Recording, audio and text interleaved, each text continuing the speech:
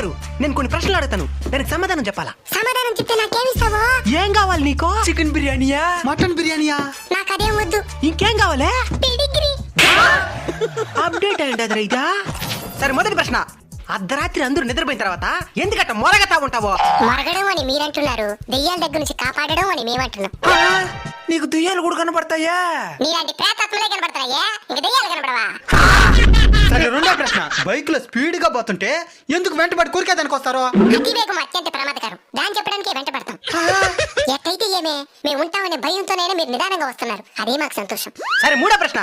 మీ కుక్కలందరూ సమానమే కదా, మరి ఎందుకు ఎప్పుడు చూసినా గొడవలు వేసుకుంటా ఉంటారో? మీ దగ్గర నేర్చుకునిందే. మా దగ్గర నుంచా?